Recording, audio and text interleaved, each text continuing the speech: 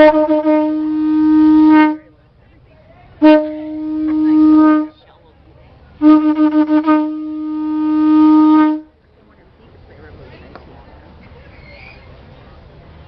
if I need to blow the big one, I will. Do it. Blow your Just big in one. case anybody falls asleep during my program. No, you won't fall asleep. I like the little one.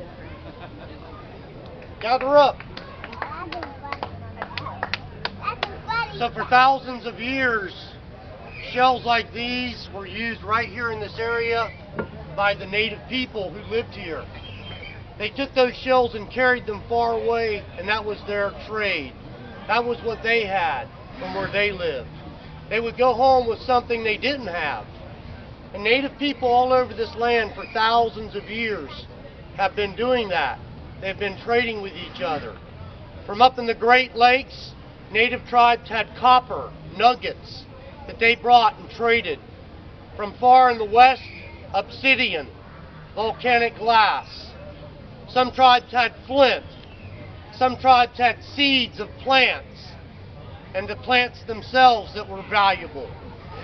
And so we would trade with each other for thousands of years. And long before Europeans arrived, there was lots of tribes. Today in the United States, there's 574 different tribes. That's federally recognized tribes, and that's just the United States. That's not counting Canada, Mexico, South America, all the islands. There was lots of tribes here. Probably over half of them are gone today. Definitely in the east, most of the tribes are gone.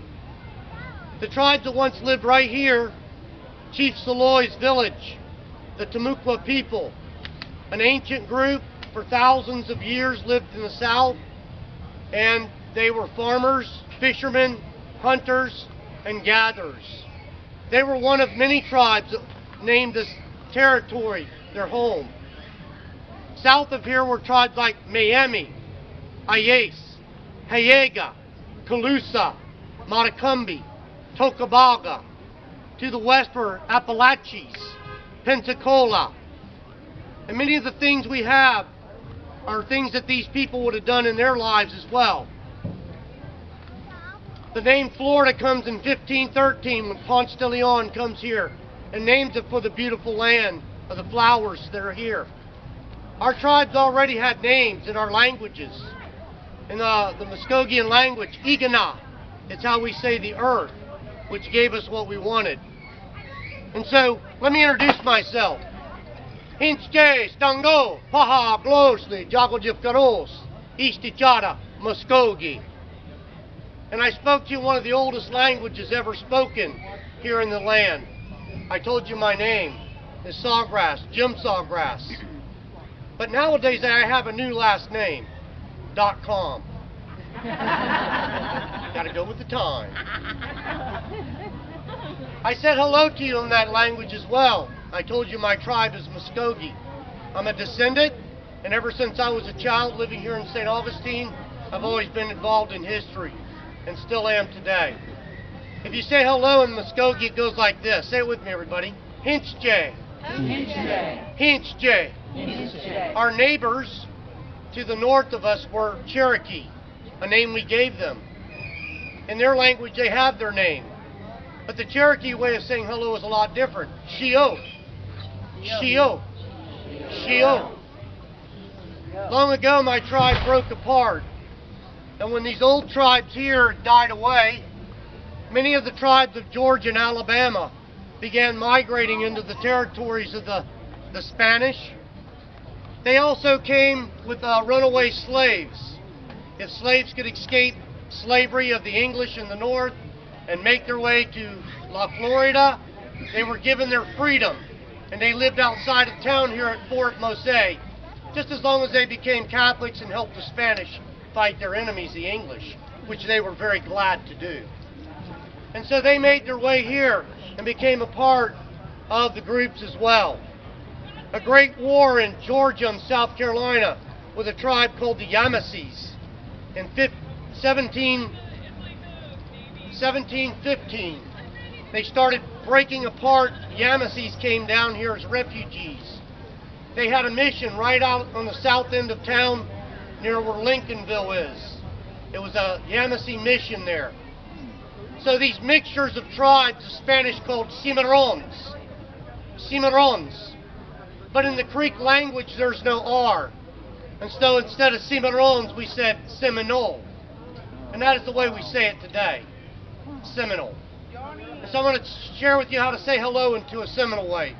Chiantamo. Now, I taught you quite a few ways to say hello, didn't I? And none of them sounded the same, did they? And none of them sounded like how, did it? That's a different tribe. I like to call it the TV tribe. And so there was lots of tribes. And the most important thing I could share with you about them is that they were all different. And we did trade a lot with each other, but we had our own unique ways. We all think of this house as being Native American pretty much, but that's not even from this area. A teepee lodge, the word teepee is a Lakota word from the tribes in South Dakota, but there was over 40 tribes on the prairie that lived in these styles of homes. And each tribe had its own word for it. In the South and in the East, native houses were not for moving. There were buffalo living in Florida in the 18th century. The famous naturalist, William Bartram, who our modern day Earth Day is celebrated upon his birthday, traveled through Florida and spent many days here in St. Augustine. He also spent many days amongst the Seminole people. One of the only natives, actually one of the only people he ever painted was a native named the Lone Warrior. And they described the bison that once lived here in Florida. Out the villages were west, where Gainesville is. Today we call it Haynes Prairie. Cuscawilla was the Indian village name. And so, as they encountered the buffalo, they did hunt them, but they didn't follow buffalo. By the end of the Ice Age, Native Americans in the East had become farmers. We've learned to plant crops, all types of crops, using tools. And so these are what farming tools look like, pre-European. Using shell, using stone, using wood, and sometimes even the bones of the animals. Our homes were more like the one you see right here. If you can see this, you can see that the bottom is open. Kind of like that tent there is open on the bottom, just a roof. Our traditional roofs were made of the leaves of the palms. We might call it a tree today, but technically it's a grass. It's in the grass family. And we would take that palm leaf and put rows of it overlapping to thatch our roof. And it would last for many years if it was done correctly. Everybody say chickie. Chickie. That is a Seminole word for house. Chickie. In the winter season, we would have another house next door. It would have a wall. Everybody say wattle, wattle. And daub. Wattle means to weave sticks together, kind of like that basket. Daub means to plaster mud and clay, which dries hard. Once the wall was dried, we would build a fire at the bottom of it and bake it hard. Then we would add the roof after. Our chickees were some for winter and some for summer. But our tribes did not move around. We did stay in one spot, sometimes for hundreds of years. And that is how the mounds were built. The native mounds that we hear about, Indian mounds, you know what I'm talking about? Those were built by people living in spots for a long time, and suddenly the things that they've not used gets piled up, and over time those spots become mounded. Some of them are built purposely with buckets and baskets of dirt as burials, or sometimes places for the chief's house to be on. There were many mounds all throughout the lands of Florida. Wherever there were mounds, were where people were living. And so today most of our mound sites are gone because of lack of respect for what they were and people needing dirt to fill in swampland. And so probably 90% of the Florida mounds are today gone. But there are still some. If you've never been to a mound site, you should check it out and see what it's all about. Some of them were influenced by other tribes from far away, such as the Mayan. Yes, we did have connection. Going across the Gulf of Mexico was not a big deal. We had boats that could go out into the ocean. That was not a big deal. It's something we've been doing for thousands of years before Columbus ever arrived. You know, Columbus, the one that thought he was in India.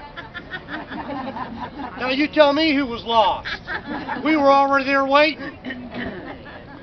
The tribe he met, everybody say it with me, Taino. The Taino language, some of the words are still used today, like barbacoa or hurricane. And so, as he met the Taino, he named them Indians, and that's how we got that name. Of course, that's been a hard one to get rid of. Eventually, the Spanish made their way here with Ponce de Leon, and the venture begins. Our whole world will change.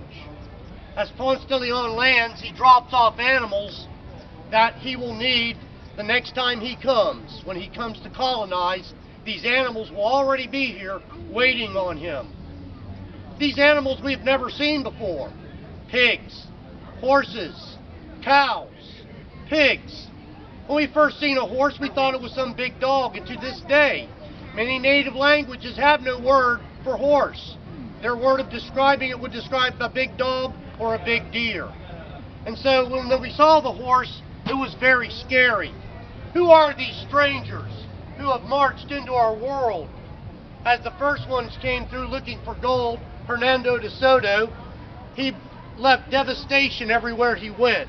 If it wasn't for his men eating up all the village food and then marching to the next village, it might have been the fact that he made slaves everywhere he went trying to find this gold. Or maybe when he wears his welcome out and takes the chiefs as hostage. And he did this many times too. One of the villages he stays in is called the Appalachie, today where Tallahassee, Florida is. He later marches his army up into the mountains and far out as far as Arkansas, the Mississippi, and finally his welcome has been worn out. The natives have begun to spread the word. The war sounds were given. And yeah, we would use things like that to signal. One way of blowing could mean enemies, another way of blowing might mean a feast. And so we would spread the word. And finally, everywhere he went, he had to meet warriors ready to fight.